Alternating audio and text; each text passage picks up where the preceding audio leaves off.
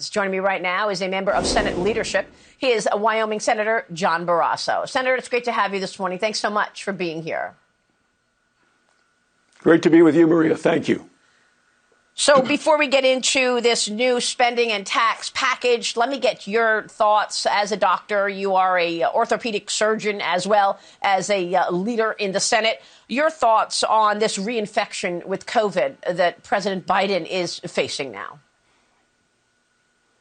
Well, it's certainly a concern. We want the president to fully recover, but we do know that people who have been reinfected have higher health risks going forward, health risks of long-term COVID and health risks in terms of heart, lungs, even neurologic issues and bigger problems with fatigue. So we hope that the president doesn't fall into that category. We want him to recover fully. Absolutely. We are praying for that, for sure. Let me get your take on the agenda, Senator. Last week, your colleague on the left, Joe Manchin, agreed with Senator Chuck Schumer to spend hundreds of billions of dollars more and raise taxes to pay for it.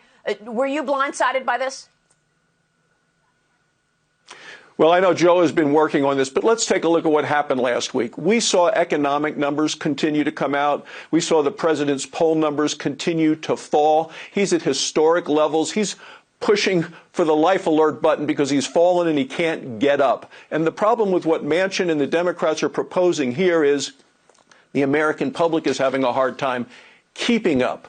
They just can't do it. You can't afford a full tank of gas. You can't afford a week's worth of groceries. And what Manchin and the Democrats and the president are now proposing are the two cardinal sins that you don't want to do when the economy is in such a dire situation. Number one is they want to raise taxes in the middle of a recession.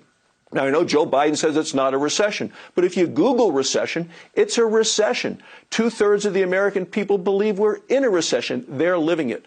The other is they want to do massive government spending. They have a 725-page bill, and it's over $1 billion a page. At the time when we're at 40-year high inflation, this is going to make inflation worse. Yeah, I want to get your take on this $80 billion to double the number of IRS agents as well. But you're mentioning the $369 billion on energy and climate efforts.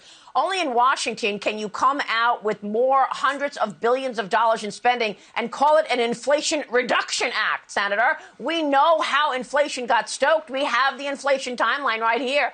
Consumer prices are up 9.1% in the last reading, and they were 1.4% when Joe Biden walked into the Oval Office. How is it possible that your colleagues are voting for something that will likely make inflation worse? Do you believe inflation gets worse as a result of this? I believe inflation gets worse. The experts who are looking at it believe that the inflation will get worse. And look, this is false advertising by the Democrats. This is the last big wish, a dying wish of a party that knows they're going to get shellacked come November. They have all the spending and the taxes in this that they've been trying to get. There's no guarantee that it's going to get passed, and we can talk about that in a second. But the things that are in this, look, this is the parade of horribles from last year. They are hiring 86,000 additional IRS agents.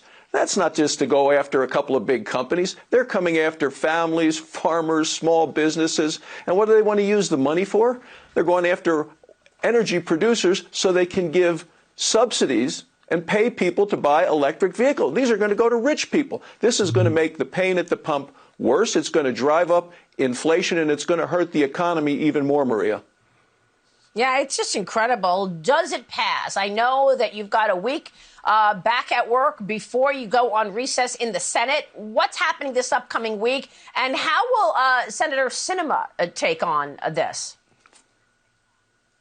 Well, you make the important point here that Senator Sinema hasn't. I know she felt blindsided by this, and she has a spine of steel. She's not going to easily be twisted.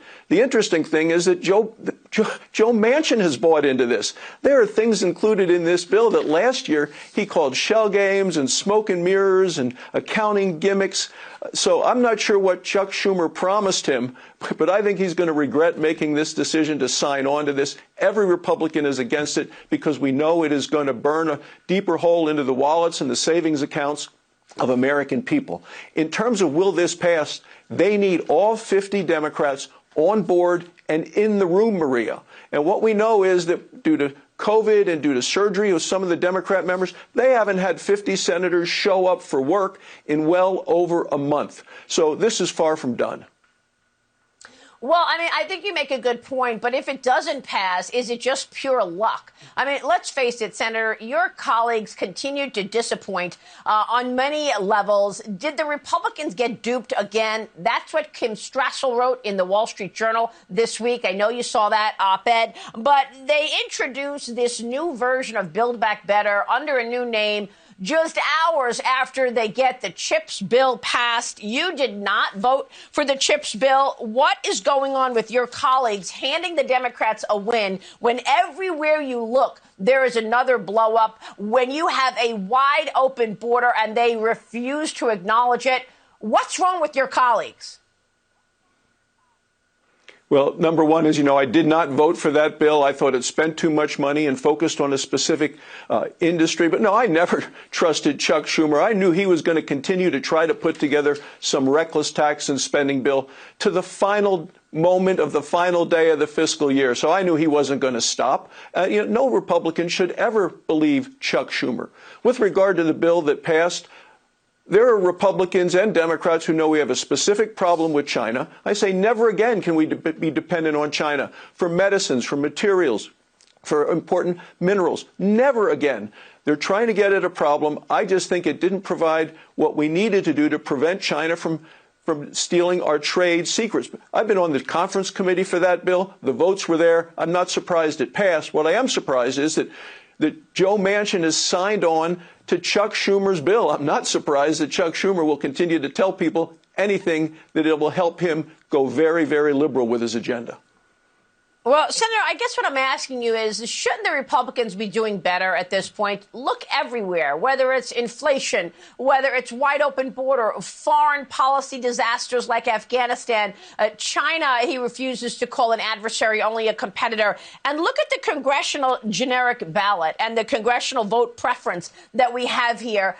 Democrat 41%, Republican 44%. Shouldn't the gap be wider? Shouldn't Republicans be winning? And shouldn't it be an assumption that the Republicans take over not just the House, but the Senate as well? Why these numbers, in your view? Well, I'm very optimistic about the elections in November. It's still 100 days away. Maria, this is going to be a rejection election. The American people are going to reject the Democrats and Joe Biden because of the things that you just mentioned. Crushing inflation, chaos at the border, crime in the cities. This is a reason to eliminate and to remove and to defeat all of the Democrats who are on the ticket. We need to take the majorities so we can stop this reckless agenda, radical agenda that the Democrats have. We need to get back to the job of building the economy, not building the government, which is what the Democrats want to do.